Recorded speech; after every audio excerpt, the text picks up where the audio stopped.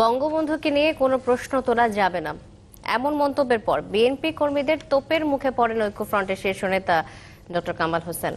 জাতীয় প্রেস ক্লাবের স্বাধীনতা দিবসের আলোচনায় এই ঘটনা ঘটে। তবে ডক্টর কামাল বলেছেন, রাজনৈতিক মতাদর্শে ভিন্নতা থাকতেই পারে, কিন্তু দাবি আদায়ে ঐক্যফ্রন্টকে আরো সুসংহত করার কোনো বিকল্প নেই। স্বাধীনতা দিবসের আলোচনায় এক মঞ্চে ঐক্যফ্রন্টের নেতারা। জাতীয় প্রেস ক্লাবে আয়োজিত এই সভায় ঐক্যফ্রন্ট নেতারা বাকশালের সমালোচনা করেন। বাকশাল যদি হয় তাহলে তো ভোটেরই দরকার লাগবে না।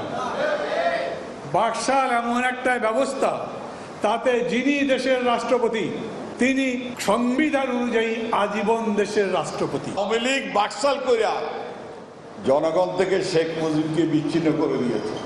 বিএনপি মহাসচিব অভিযোগ করেন, আবারও একদলীয় শাসন কায়েমের পায়তারা করছে আওয়ামী লীগ। আমরা আমাদের দেশে গণতান্ত্রিক পদ্ধতিতে এই রাষ্ট্র ব্যবস্থাকে চলতে দিতে চাই। আমরা এখানে অন্য কোনো ব্যবস্থাকে মেনে নিতে পারি না, মেনে নেব না। সমাপনী ভাষণ দিতে গিয়ে জাতীয় ঐক্যফ্রন্টের শীর্ষ নেতা ডক্টর কামাল হোসেন বলেন, রাজনৈতিক মতভিন্নতা থাকলেও বঙ্গবন্ধুকে নিয়ে প্রশ্ন তোলা যাবে না। বঙ্গবন্ধু যে জাতির পিতা, ওনার নেতৃত্বে স্বাধীনতা সংগ্রাম হয়েছিল, দেশ স্বাধীন হয়েছিল এবং সেই মর্যাদা নিয়ে উনি এখনো আছেন। ওনাকে নিয়ে কোনো রকমের বিতর্ক হোক, এটা আমরা কেউ চাইতে পারি না। এ সময় জিয়াউর রহমানের নামে স্লোগান দেওয়া শুরু করেন দর্শক সারিতে থাকা বিএনপি কর্মীরা।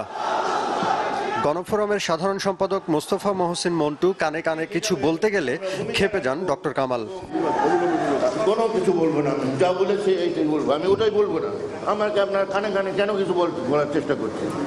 সভা শেষে ডক্টর কামাল হোসেনের বিরুদ্ধে স্লোগান দেন বিএনপি কর্মীরা।